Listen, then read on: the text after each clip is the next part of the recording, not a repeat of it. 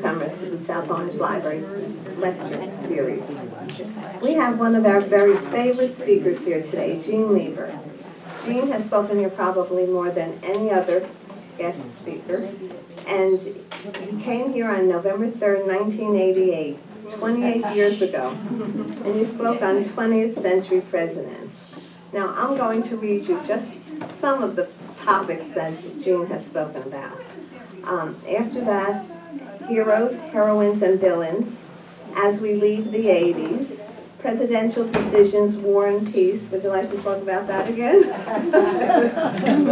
Analysis of the presidential election of 1992. Kennedy and Clinton, American immigration, American Indians, white-black alliances, Puritanism and the American character, Thomas Jefferson, a flawed hero, ancient Judaism and Christianity, U.S. and Latin America, America's response to the Holocaust, presidential elections 1800 to 2000, China and the United States, the robber barons, expansionism in America. Oh my God. You have to read them all. Wait a minute, no, this isn't, I cut down. I took my favorites. Wait a minute. The Constitution and the Bill of Rights, the Civil War, the royal families, conspiracies, historical optimism, and presentism. That was years and years ago. You could do that one too. Won't have to change anything. Right. The politics of the 80s and its legacy for today. That also you could do. Islam and the Arab Empire. And today's, the lessons of Vietnam. Gene, we have learned so much from all of your talks, and we appreciate your sharing your knowledge, your wit, and you're wonderful. And he always does it without a note, so I don't know how he knows so much. Okay, now you're president. You can't make me a liar. He always did without a note. Now it's a little note.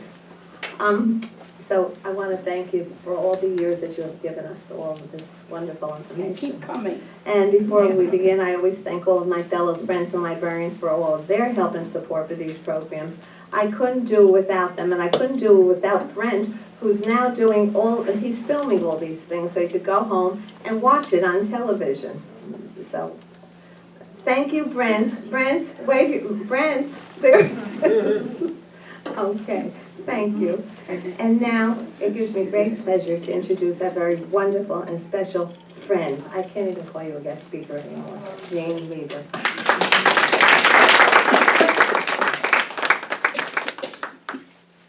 And a hand for Phyllis Kell.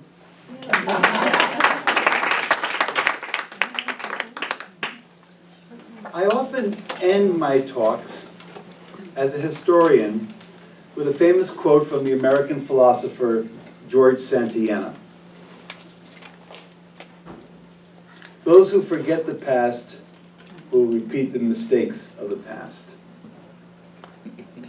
It's never more true than it would be as far as Vietnam is concerned.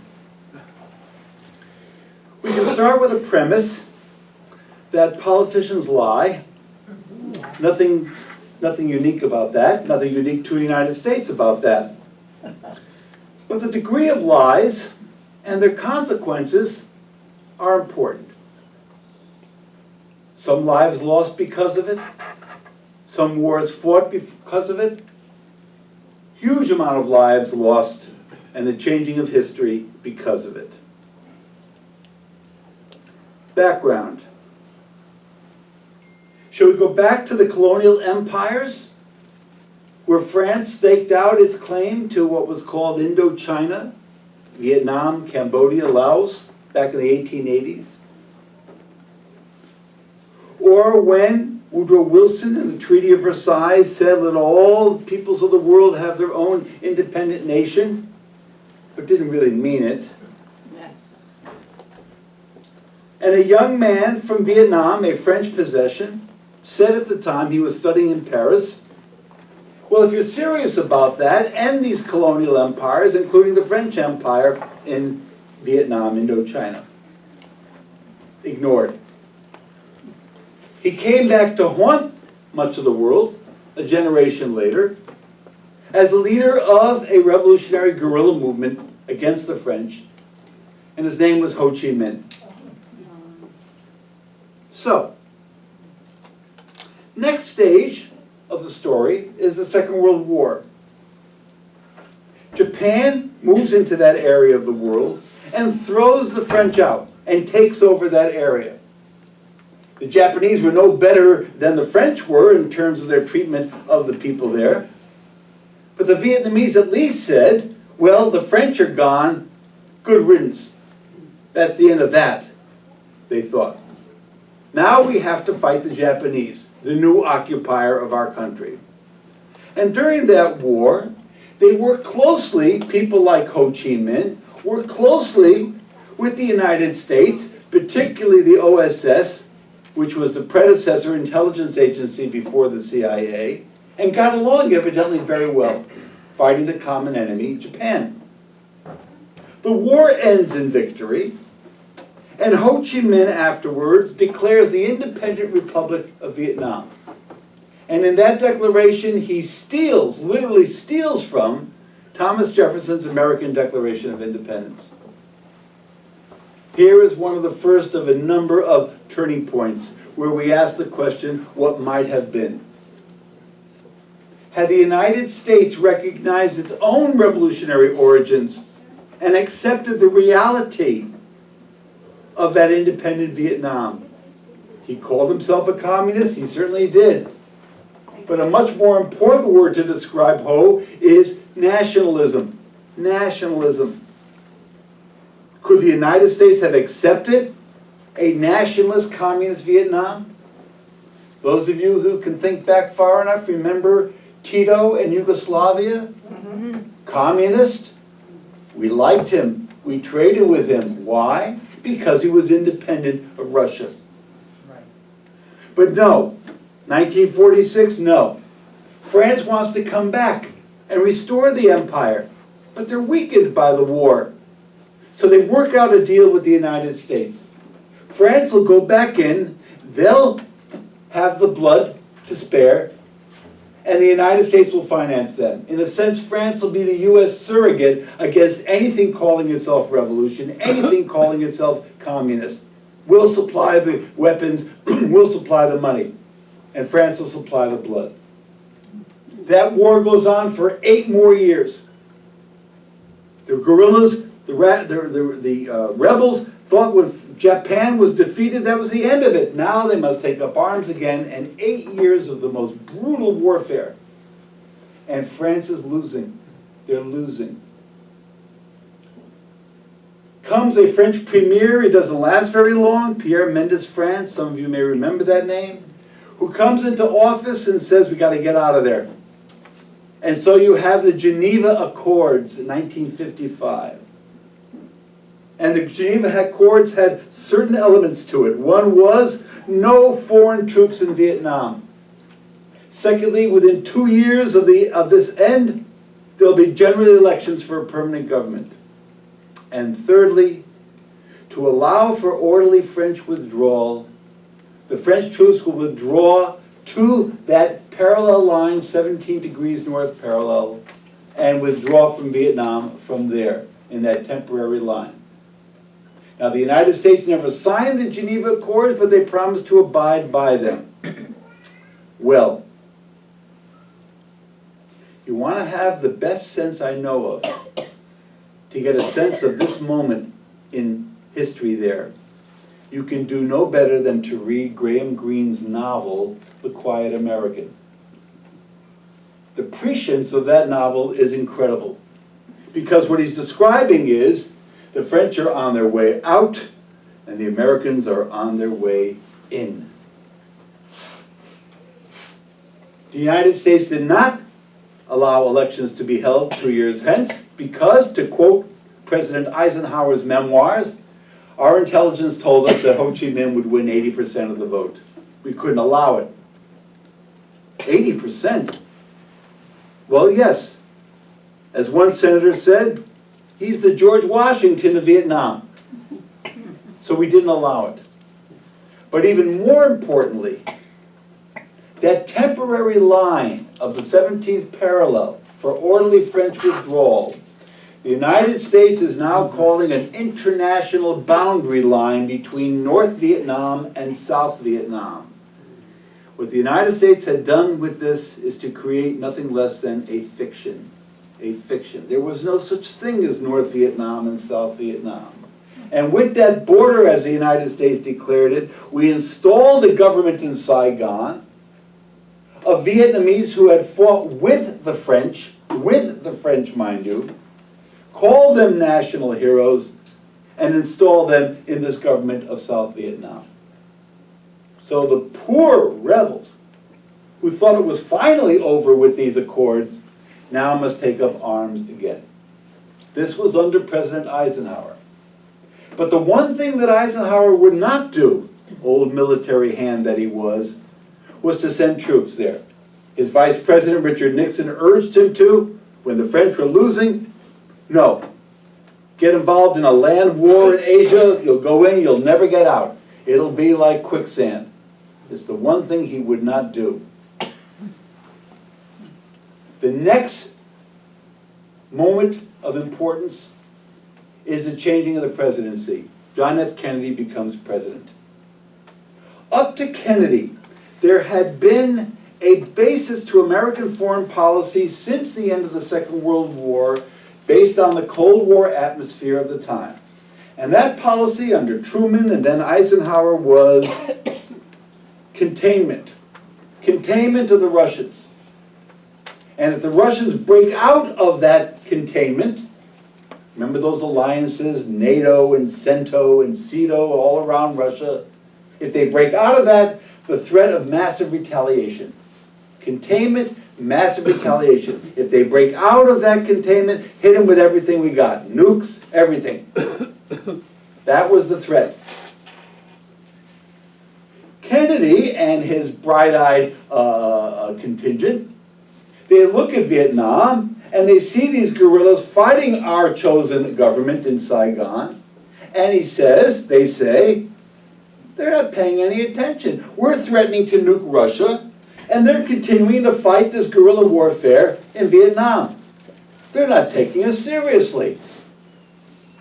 They better. And here is the change. It's called counterinsurgency. We're going to go in there and show them that we mean business. He would do what Eisenhower would not do. Send troops. But of course, at first they weren't called troops. They were called advisors. It said so on their name tag, don't you see? But since the Saigon army couldn't fight worth a damn, never could, these American, quote, advisors are leading attacks against the guerrillas. And they're shooting, and there's casualties. What are you shooting at us for? See, we're advisors. Oh, I'm sorry, you led the attack. I thought you were combat soldiers. Yeah. By the time of Kennedy's death in November of 1963, there were 18,000 American troops in Vietnam. Most Americans did not know what Vietnam was, where it was, or anything like that. His Vice President, Lyndon Johnson, takes over. And in much of 1964, he fully intends to run for election in his own right in that year. He sort of keeps things at the same level. But the next turning point is in late summer of 1964, and Johnson calls a special session of Congress. Urgent issue has occurred. Innocent American ships sailing in international waters off the coast of North Vietnam have been fired upon by the North Vietnamese. He urges them to pass a resolution. The place where this happened was called the Gulf of Tonkin. The resolution is the Gulf of Tonkin Resolution, to give the president allowance to do whatever is necessary, listen to the broadness of the language, to protect American lives, property in that part of the world. Hardly any debate at all. It passes the House unanimously. It passes the Senate with 2 dissenting votes. Remember these names? Ernest Greening, Wayne Morse, who said at the time, "You will regret this vote. You will regret this And of course, as the years went on, they did. The epilogue to the Gulf of Tonkin incident is when naval officers from those ships involved came to testify before Congress and said the following. First of all, we were not innocent ships sailing in international waters. We were what were called spy ships, filled with electronic gear off the coast of North Vietnam. Secondly, this was a hot spot. There had been all kinds of shooting going on in that same area. And thirdly, we're not sure we were shot at all. We saw things on our radar. It could have been a school of fish for all we knew. We weren't hit by anything. In other words, the Gulf of Tonkin and its resolution was a setup. Oh, wow. A setup. It gave the president a virtual blank check to do whatever he wanted to do. And years later, when opposition to the war increased, and the Senate increased the opposition, Johnson waved that paper in their faces and said, "You passed it, suckers." And of course they had. And of course they had. That was the first election I ever voted in, 1964. And the opposition candidate was Barry Goldwater. And my friend said, "Well, you're going to vote for Johnson, of course, right?" No, I'm not. I'm not going to vote for Goldwater, but I'm not going to vote for Johnson. I don't trust this Gulf of Tonkin thing. And what was my source? Any of you old enough to remember I.F. Stone? That name ring a bell to some of you? He came out with his own weekly newsletter. And what was his information gained from? From congressional testimony, not from some far-out source, but from what was being talked about in Congress, never reported on, not even in the New York Times, and so on, who pointed out the lies of the Gulf of Tonkin incident. And you know what? I can never remember which party I voted for in 1964, because there was a lot of confusion. There was the Peace and Freedom Party, and the Freedom and Peace Party. One that was headed by, do you remember the name Mark Lane? He was the first guy to talk about the shooting of Kennedy as a conspiracy. And the second, God help me, was Eldridge Cleaver. Eldridge Cleaver, big hero of the Black Panther Party, ended up running off to Algeria, came back as a born-again Republican businessman. It was crazy times. Johnson wins in a landslide. And one of the reasons he won was the way he depicted Goldwater. There is that famous or infamous commercial, which actually ran once, which is now in the Commercials Hall of Fame. And it shows a little girl in a meadow with flowers, and she's picking at the petals of a daisy, and she's sing-songing her way, counting down the petals that she's pulled off. 4, 3, 2, 1. And then a voiceover says, 0, and there's a nuclear explosion. And the implication is clear. Elect Goldwater, he's going to blow the world up. Because Goldwater, in fact, said, we got to increase the troop level, we got to start bombing the hell out of them. Johnson says, don't vote for this crazy guy. Vote for me. I'm the peace candidate. I'm not going to send boys off to fight a war in East Asia. So he wins in a landslide in November of 1964. In February of 1965, he proceeds to do exactly what Goldwater had called for. Oh, wow. But the kicker of this story is the plans to do that had been made before the election. How do you know what you're voting for? It is tough then, and it's tough now. So, we see the huge buildup, reaching a peak of some 550,000 American troops at any given time. What was the war like? According to the Johnson administration, it's a relative handful of rebels, troublemakers, fighting against the popular government in South Vietnam, in Saigon. And that popular government changed hands a number of times. You'd have one general after another. General Khan, General Tay, General Key. Do you remember General Key He and his wife wore these Air Force black jumpsuits, and he had that mustache and so on. He survived the war. He ended up running a chain of liquor stores in California, and the FBI suspected him of being the head of a Vietnamese mafia out there. But anyway, but this guy Key that we installed, he's interviewed by these American journalists, and they ask these soft questions, and one of them is, who are your heroes? And he says, I have only one hero, Adolf Hitler. Oh, ouch, ouch. But you know, World War II is over, and so on, and he's our man now. Went from one guy to another. And in fact, the first guy, General Chu, was assassinated in a coup d'etat.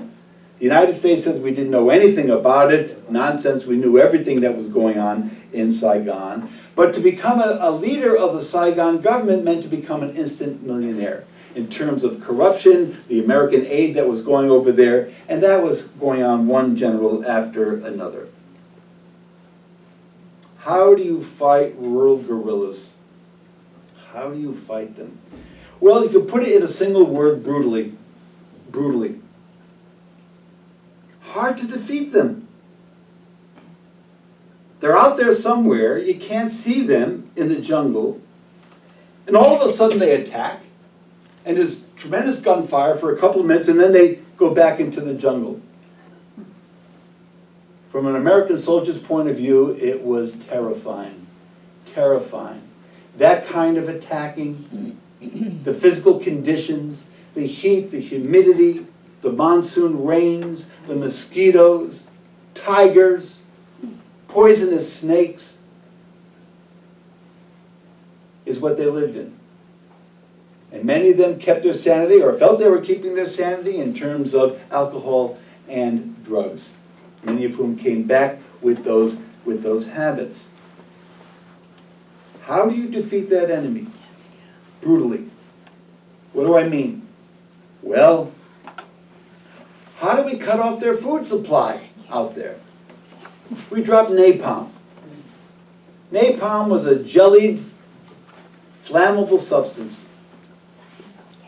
Burns force almost in an instant. And it's particularly insidious because it adheres to human flesh. When you're on fire, the natural thing to do is to put water on it. Water makes napalm burn hotter. All through the time of this war, the administrations would say we're bombing steel and concrete. Napalm does nothing to steel and concrete. It is an anti-personal weapon. And it's hard to put out once you're on fire. Cluster bombs, also called guava and pineapple bombs. Canister, dropped from an airplane or a helicopter, explodes a certain amount of feet above the ground. And tiny pellets, sharp pellets, go in all directions. And midway through, they change the substance of those pellets from metal to plastic. Now, why would they do that? Because the clear plastic could not be picked up by X-ray when they were embedded in the population down below. Mercury in the streams to destroy their fish food supply. You capture them. Where are the tunnels?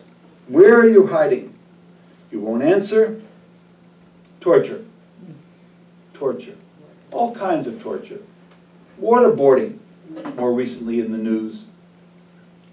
The most favorite was you could do it on the field in terms of attaching wires to their private parts and generating electric shock. Over the many years I taught in college, I must have had at least 100 or 200 veterans of the war. And when this difficult situation was raised, not one of them said it didn't happen. What they did say was either I did some of that, I witnessed some of that, or I know absolutely that these things were done. Was race a factor in the war? Of course it was. First of all, in terms of the number of troops and the racial makeup of the troops. Who got the 1As? Who got the deferments? All those hawks in the Iraqi war starting with Cheney, and then going back to Dan Quayle and George W. Bush. Stayed out of it. You had a friend, you had influence with the draft board, you went into things like the National Guard. And when questioned about this, Dick Cheney said, I had more important things to do. I'm sure he did, and I'm sure those American soldiers did as well. Terrified existence as soldiers. And so, who was the enemy? This unseen element. Who was the enemy?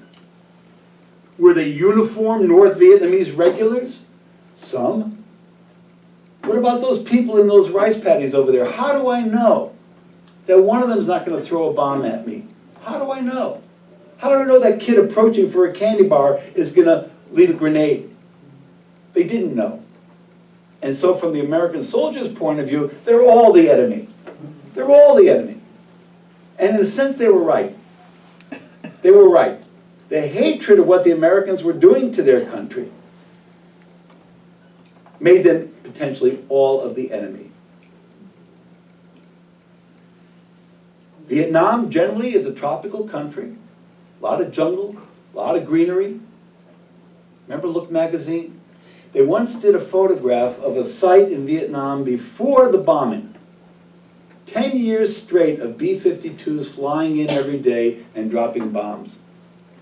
More bombs dropped in Vietnam than have been dropped in the whole history of warfare in the world up to that time. Think about that. Second World War, Europe, Pacific, and all of that. And the before photo shows this kind of jungle greenery, and the after photo sounds like it was taken on the moon. Brown and gray, no vegetation, and like the moon, craters everywhere.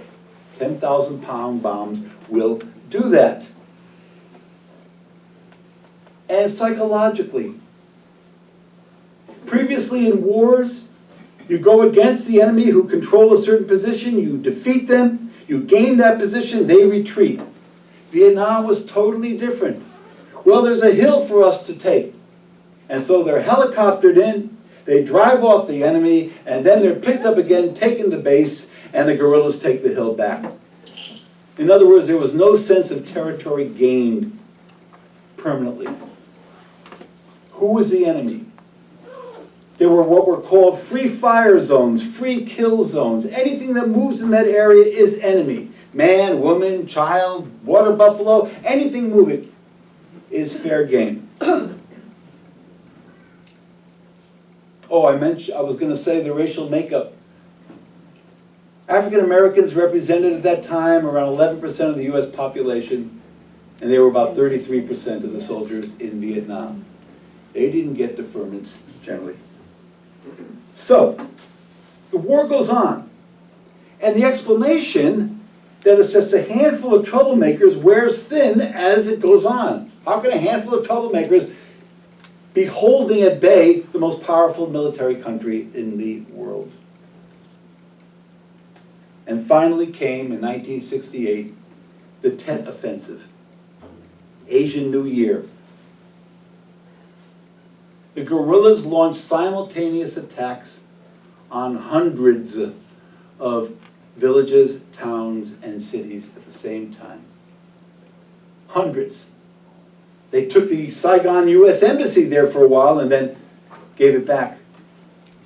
Major cities taken temporarily and eventually driven back by American troops. And so, in a strict military sense, the United States could say to its people, we won that battle, we drove them out. But psychologically, it was an enormous defeat. How can a handful of troublemakers do all that? The war is not about to end. And the disillusionment in the United States, well underway. Demonstrations started back in February of 1965 when Johnson started the bombing.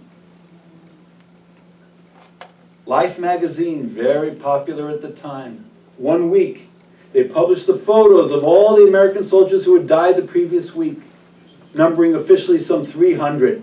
And you looked at these little pictures, one after another, filling pages, all in their dress blues, young, crisp faces, 21 years old or whatever, and you said to yourself, 300 of these young men died last week, 300 will die this week, 300 will die next week. And since the notion is that they were all the enemy, you have massacres. The most famous or infamous was My Lai. My Lai. And it took a reporter like Seymour Hersh to uncover it and make it public. The lieutenant calls back to his superiors, we've got this village here, and we've got hundreds of people in the village, what do we do with them? And the word came down, waste them. Waste them. The numbers vary, as little as 300, as many as 500.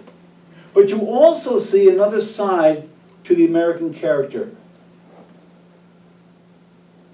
Some American soldiers were flying overhead in helicopters when this was happening. And they saw what was about to happen. And they landed and put themselves in front of the Vietnamese. Of course, they were pushed aside and the massacre took place. The guy who gave the order at the scene is, remember William Calley? Remember William Calley? Yeah. Came back home. They thought about running him for Congress. Maybe, maybe not.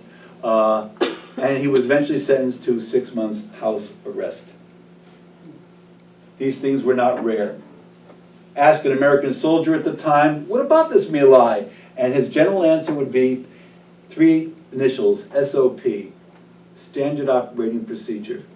Not surprised at all by what this happened. And how did the enemy fight? How did the guerrillas fight? Neatly? Kindly? Of course not. Against all odds, they used what they had. And it could be really nasty. Placing mines here and there, it's a cheap way to fight a superior enemy. Dig holes and stick sharpened bamboo sticks in an upward direction so the American soldier walks into the hole and is impaled. Nasty stuff. And this would be endured for years. With the Tet Offensive, Johnson was finished. In the first primary in New Hampshire, he actually won it, but narrowly over some upstart, remember the name Eugene McCarthy, a senator, who challenges the incumbent president. And Johnson saw the handwriting on the wall and dropped out. 1968, one heck of a year. Nixon is running on the Republican ticket. And the eventual nominee was not Robert Kennedy, who, in a sense, stepped in after Eugene McCarthy and would clearly have gotten the Democratic Party nomination. He's assassinated after the California primary, and the powers that be, which meant in the convention in Chicago, you had the president, you had Mayor Richard Daley, they're going to dictate. And they dictated his vice president, Hubert Humphrey, to be the Democratic nominee. And there's demonstrators in Chicago, and the official report afterwards said it was the police who rioted, not the demonstrators, the police who rioted.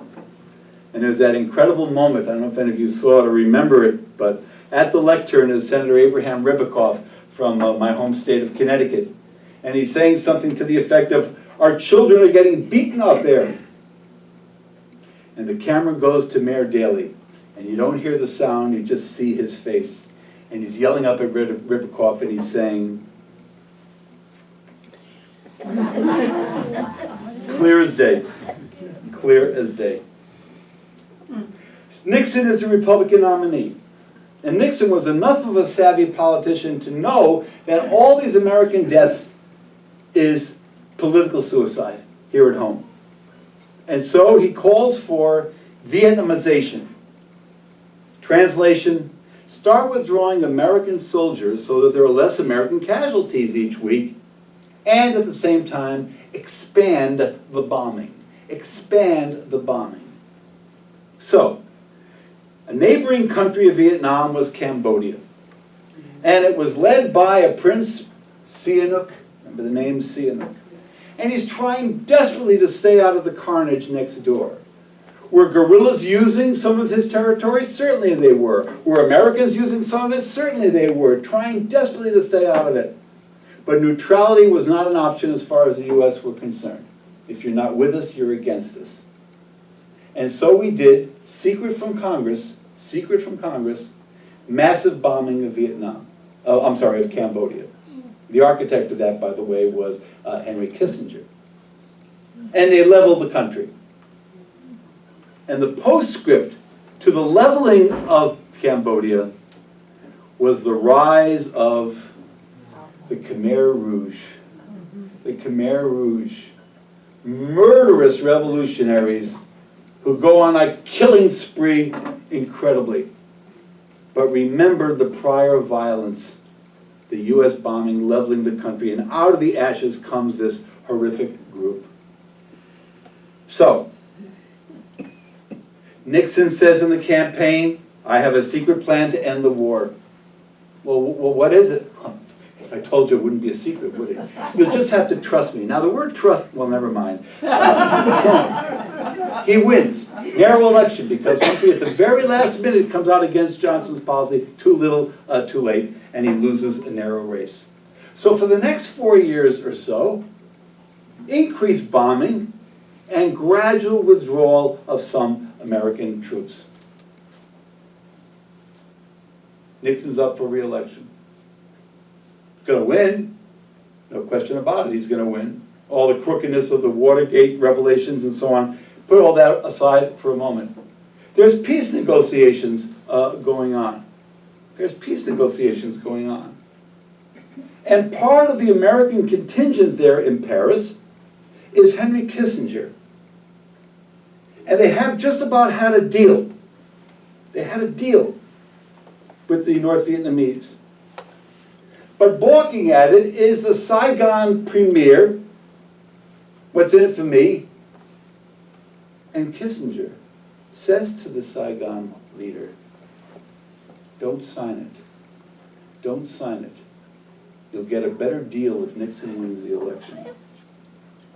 Now, my interpretation of the treason laws said one could charge Kissinger with treason in terms of the American government in negotiations, and he's saying, don't do this, and so on. Anyway, they didn't. But what follows is the Christmas bombing of Hanoi. The Christmas bombing.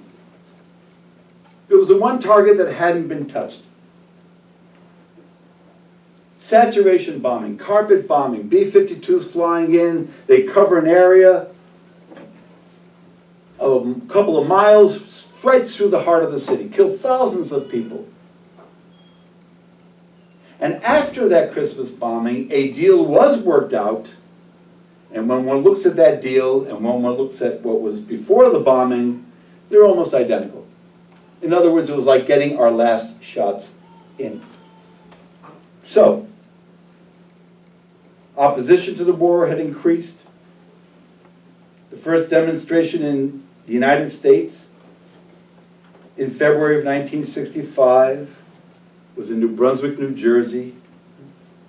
Had about 50 people marching around the post office, best they could do. Getting little kids who were watching these strange people, giving them a sign to carry. No more Koreas, whatever that meant. So,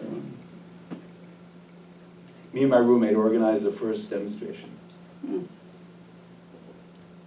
1965. But after that, 500,000 people would go to Washington in terms of demonstrating. And opposition in Congress increases substantially. And finally, this is after the impeachment of Nixon and his resignation and Ford as president, the Senate finally cuts off the money for the bombing. No more money for the bombing. That's it, 1975. And when that happened, even the guerrillas were surprised at how quickly the Saigon army collapsed. And they did. And the war was finally over. But the question that I haven't addressed yet is why? Why Vietnam? We know that strategically it had no importance for the United States at all.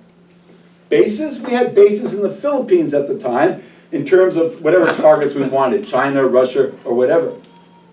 No strategic importance. Now, elements of the left would say it's pure economics. You got oil there offshore, you've got tin, you've got tungsten to be mined and so on, rubber. I don't buy it. I don't buy it as the essential reasons for us being in there. I think we have to look a little bit further. And what we find are these things, I think. One is, as vague as it sounds, that's a piece of real estate we're not going to give up. Don't care if it's worthless in terms of our world strategy against communism. We're not going to give up. These are the lengths to which we will go to prevent losing it. Also lessons. You're thinking about making revolutions against governments, dictators that we support in Latin America? Think twice. Look what could happen to you, what's happening over there. Did they think twice? Very often, yes. They did think twice in terms of what was going on in Vietnam. But we have to look even further than that. Daniel Ellsberg, working for the Defense Department, stole a document, a CIA history of the Vietnam War, always to be remained secret. And because it was to remain secret, there was a certain honesty in terms of embarrassing things. In other words, the public's never going to see it. Well, he gives it to the New York Times, and they publish it. These are the Pentagon Papers. And if you glean through the Pentagon Papers, you find a couple of things that, to me, jump out at you. One is President Nixon saying the exact same thing that Johnson said, that Kennedy said, and that is, I'm not going to be the first president to lose a war. Not on my watch. Let my successor lose the war, not me. And then yet another remark from Henry Kissinger. Knowing that the war was lost, saying, we need, and this is a direct quote, a decent interval of time between recognizing that the war is lost and finally getting out, so that we're not blamed for that debacle.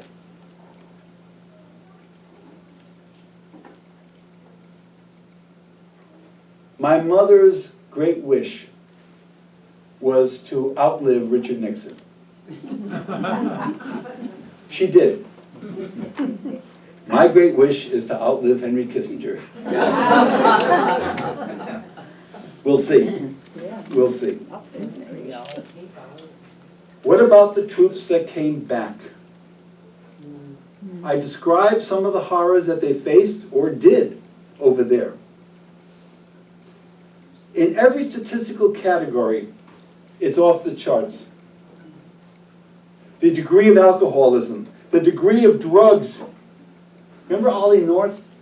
He was part of a group of officers that was able to supply drugs to American soldiers and make a lot of money doing that. Nice, nice. And as far as drinking is concerned, a close friend of mine was in the Air Force, and his job was to work at this base, making sure planes were loaded for their bombing. And he lived in fear the 2 years he was there because he knew that the guerrillas could take over the base when they chose to. He was an older generation, he didn't take drugs, he drank for 2 years, came back with a major alcohol problem.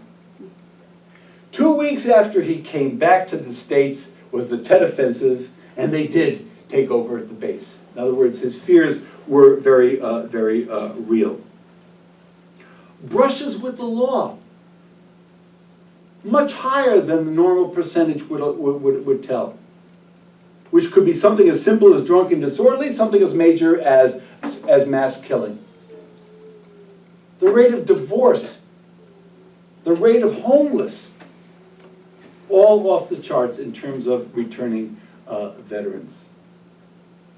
And a symptom that goes way back in warfare, given a new name, post-traumatic stress disorder. Originally called shell shock, battle fatigue. Patton didn't believe that such thing existed. Remember the famous slapping of the soldier incident, and so on. Post-traumatic stress disorder, which could linger and still can linger so many years after the end of the war. Memories, flashbacks, keeping a gun in your closet, keeping a knife under your pillow, reliving those horrors years after the events.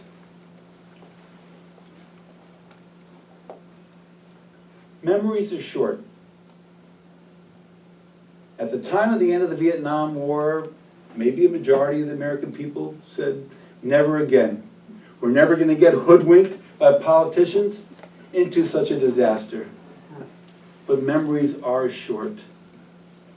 With the power of the media, the power of the office, it's not that hard for demagogic politicians to incite future wars. If we don't go into Iraq immediately, they've got weapons of mass destruction that could hit us in 45 minutes. Imagine. Go. Can't seem to find any. Before the invasion, the UN experts in terms of hiding weapons, don't go in there. We haven't found anything yet. We're still looking, we haven't found anything yet. Dick Cheney said, well, if there's a 10% chance that they've got anything like that, it's worth going to war. Memories are short. And history doesn't repeat itself exactly the same way twice. Although if we looked at Iraq and we looked at the notion of torture, looked at the notion of who's the enemy, well now it's not rural guerrillas, it's urban guerrillas. With similar kinds of results. The neoconservatives said we're going to march in there, we're going to be welcomed with open arms, and we'll be dominant in the Middle East, we'll have a clear supply of oil for the indefinite future, and we'll bring our way of doing things to that area of the world.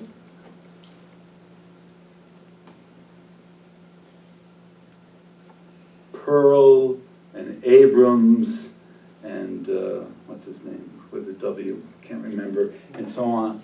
Confident that this is what would happen. None of which, of course, happened. And the consequences are still to be dealt with. I think history will record that if we'd not gone into Iraq, there would be no Islamic State. No Islamic State. Going in, disbanding the government that was there, disbanding the army, thousands of people, what is my future, and so on, I got no more hope. Hey, this looks good. In that desperation. Lessons of war in particular, vital to know. But there'll always be candidates, there'll always be politicians who will talk about American exceptionalism, America once again being top nation, showing how tough we are. By the way, that word tough, I go back once again, regrettably, to Henry Kissinger. His single explanation of why we went into Vietnam in the first place was to show the Russians how tough we were. The Russians! We went into Vietnam. 58,000 Americans died. The estimate of the Vietnamese who died is upwards of 3 million. It'll take 100 years for that country to recover from the war. With the mercury in the streams, with defoliants, Agent Orange still around in terms of birth defects, which affected American troops who got caught up in it. Lessons to be learned. And Vietnam today, they're a part of the global economy. They trade with the United States. And American soldiers, amazingly, there's an unfinished story for many of them in terms of the horrors of Vietnam. And some of them have gone back to finish the story, if you will, and sometimes meet up with their rivals, guerrillas that they fought against. And in one particular touching case, that guerrilla that this American officer met had a major eye problem from an injury of the war. No treatment available in Vietnam, brings him back to the United States for the eye operation. the notion of reconciliation, the notion of forgiveness, sometimes is more powerful than I think I would be capable of. If we do not learn from history, repeating the mistakes of the past. Thank you for your attention.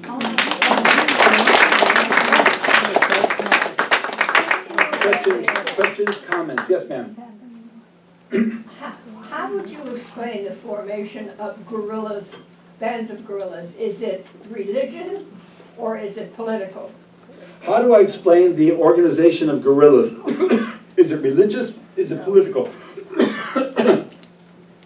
Well, on the one hand, if they're calling themselves communists, it's not religious.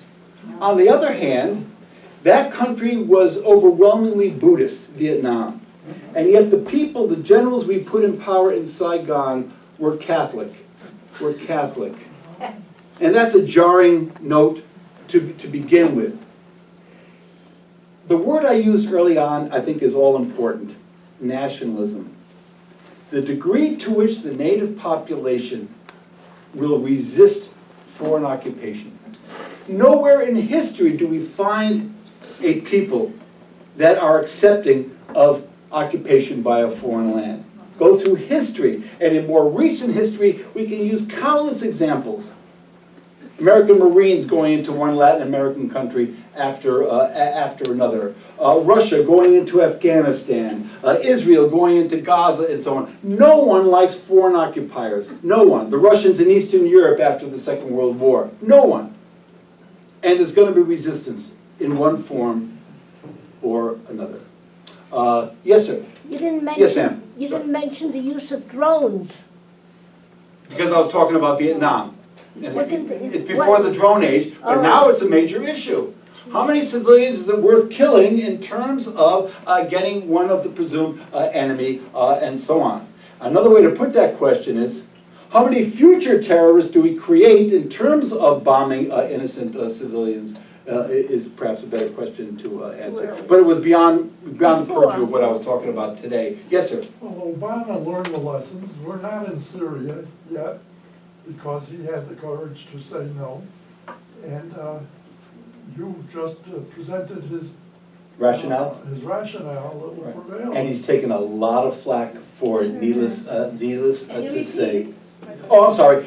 He points out that President Obama has taken, quote, my advice, in terms of not marching into Syria, in terms of the consequences of that. You know, a word that seems to be disappearing, except for people perhaps like Obama and certainly John Kerry, is the word diplomacy. In other words, is there something short of war to hopefully resolve some of the issues internationally? Walls. The giant yes. wall. You know, I agree on that part as far as what Obama is doing, because I'm not a fan of Obama. Why did he put through an Iran deal that's giving everything to Iran that could wipe out Israel in another 10 years? To me, that is really a bad thing. I respectfully have to disagree. Yeah. I think it was a good deal. I think the inspection aspect of it is very strong. The responses to violations, I think, is strong. And I think it was a good deal. So we'd have to disagree on that. I'm sorry. Yes, ma'am. This is the comment. One of my observations is that the press generally makes everybody think that African Americans have all the same experience. So this is my story about Vietnam. And America, to me, money talks. I have known several African American men who were at law school at Harvard. They served, they did not go mass into Canada. They served, but they did not serve a full term, and they had higher positions that weren't like privates. And probably a person that might have the most recognition to you is Randall Robinson, who later in the 70s we hear about him with South Africa and apartheid. So he is part of the group I'm talking about, contrasted with African Americans who did not have connections or influence relative to the white population. So that's kind of my preface. And I, as I said, I've known several in that category. April 1968 is important because, again, as African Americans, something horrific happened to us. Martin Luther King was killed. I happened to be at the Copacabana in New York. Now, it was seeing The Sopranos. Now, at that time, you really saw the group you met, because the Copacabana probably was about as large as this floor. And so when the Supremes went by, you could see Diana Ross. So they take a break, and it's rather long, so we're getting edgy. They come back and they announce to us that Martin Luther King was assassinated that night. So it changes the whole tempo and atmosphere, and they did a wonderful job, and they were changing their routine really, so it became more of an audience participation. One of the songs was reach out and touch somebody, make this world a better place if you can. So then in my life, we fast forward and I meet somebody who was a prisoner of war in Vietnam. So this is the story that you will not read about. The day that the drop was made was a lot of velocity in the wind. And they didn't think they were going to go out and then make a drop. But their commander said, yes, we are, because we're not going to be expected to be making a drop today. So in landing, he was paralyzed. So he is a prisoner of war. And he loses track of time. So he was paralyzed. So one day, people come in that are dressed. Now, he had not been washed for several days. So his body is washed, his body has lotion put on it, and interestingly enough to him, they used an upscale kind of American male cologne on him. Then they dress him, and as they're looking around, they see that the African American prisoners of war are all the ones that had the grooming for today. So he says, this is the day I die. So he is taken to the commander of the base, and he goes in, and there is an English person speaking English, not American, and they have the New York Times, and the person says, this is what they do to your kind in your country. And the headline was, Martin Luther King assassinated. Quite a But story. what happened to him? Quite a story. Well, he obviously, the How purpose, long did they let him? I don't, you know, my memory doesn't serve me, but again, the point basically to him was, once they flew him into Hawaii, he had excellent care, and he does walk today. Right. So you may hear bad veteran stories, but he got good medical care. Right. There's a million stories like that, yes. How do you feel if the draft came back? How it would influence the country as a whole? Oh, if the draft came back, there'd be greater opposition to foreign war. You know, I mean, again, I bring up the question of race. Not too many years ago, in terms of Iraq and then Afghanistan, there are 535 members of Congress. One out of the 535 had a relative who was serving over there in Iraq or Afghanistan. So if there was a draft in terms of equalizing the chance of serving your country in the military, I think it would change the dynamic to some degree. But don't hold your breath for it to come back. Yes, sir. Didn't I hear recently, you talked before about advisors, haven't we sent advisors to Syria? Oh, sure. And of course, the danger is they're getting fired at. Why wouldn't they get fired at and all that? And we've got to protect our boys and so on. And then escalating and so on. In other words, all those things carry a degree of risk. No question about it. Remembering Vietnam, when I heard advisors were going to Syria, I said, uh-oh. Yeah, that would be my reaction to uh-oh, and so on. Yes? So it's safe to assume that whenever we hear about advisors going into another country, they're not really advisors, it's more of an advanced military corps. And I'll add one more dimension to that. Can you repeat it? Yeah. In other words, if you hear the word advisors, you can think otherwise. Here's another one. If you hear the term economic aid people, cross that out and put in something like CIA and so on. Through many, many instances, that was the kind of cover. We're here in terms of economic advice and so on, and so on. Yes? Real quickly to that point, I think the people that were hung from the bridge in Iraq, I guess it was, they later found out that, they were Blackwater people. I think the guys the bodies were burned and then they were hung from the bridge in Fallujah. Yeah. I mean, I didn't even get into it, but the war is becoming more privatized in terms of paying these private companies massive sums of money officially to protect the State Department employees in Iraq, but they're carrying out operations, and they're likened very much to mercenaries generally. Whether it's the Hessians in the American Revolutionary War, we're paid to fight. We don't care what we leave behind. We're getting paid a lot of money, and we can be quite destructive. And apart from any kind of military discipline, the American military did not like these people at all because they could do whatever the hell they wanted. They made a lot of money too. And got a lot of money and left a really nasty legacy over there. Yes, ma'am. Wasn't it later determined that Cheney did have some kind of financial connection to Blackwater? Yes, that's right. That's right.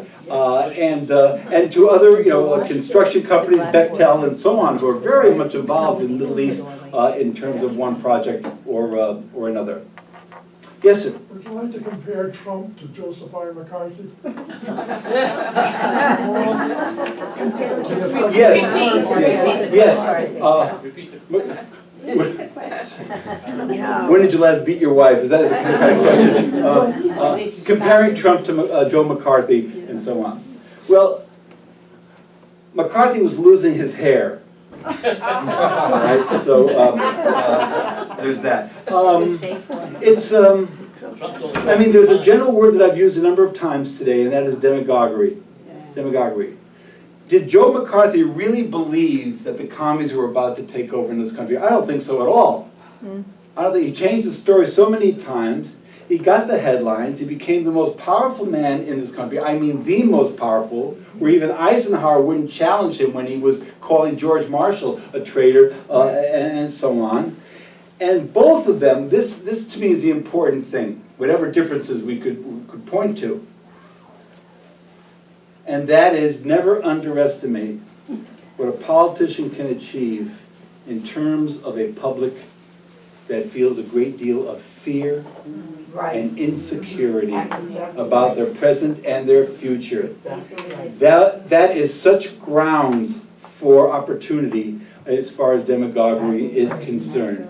And it's to be taken very, very seriously. How do you stop it? Yes, ma'am. Trump continues to say that we're going to bomb the hell out of ISIS. How does anyone think that's possible to do? It doesn't matter what he says. It doesn't matter. It's a kind of a strange Teflon. When he criticized John McCain for being a prisoner of war, I said, well, that's the end of Trump. No. When he doesn't reject the endorsement of the Klan or white supremacists, I thought, well, that's it. He's going over the line. No. It has nothing to do with any of that as far as issues are concerned. It has to do with rhetoric. It has to do with bombast. It has to do with showing how, quote, tough you are. And so you can say the most outlandish things. He gave a victory speech the other night and so on. And just one thing after another. I can make a world trade agreement in 20 minutes, with my knowledge of making a deal, and so on. It's the image that appeals to people. And again, it should not be underestimated. We can say, well, if he gets the nomination, what does that mean for the Republican Party? Which has been moving in that direction ever since the Reagan years. In other words, think about New Jersey and the history of moderate republicanism. Tom Kaine, Nelson Case, what's her name, Millicent Fenwick, and so on.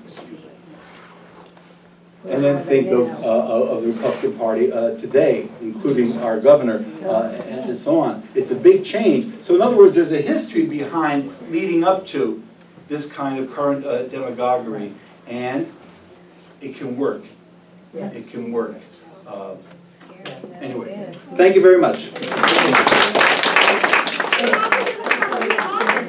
can't leave like that. Positive? Yes, something positive. Right. You can't leave like this. Let me think, positive.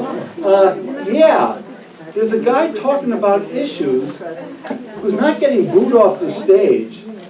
He's not gonna win the nomination, but can you imagine in this day and age calling yourself a democratic socialist? Socialism's been dead in this country for eons, and, Bernie you know, Sanders is a communist. speaking, He's a communist. Not just a socialist, but a communist. Well, I wasn't aware that he's a card-carrying member, but in any case, it's astounding for whatever it's worth. Thank you so much. You're welcome. Jean, you were fabulous. And anytime you have a woman, and thank you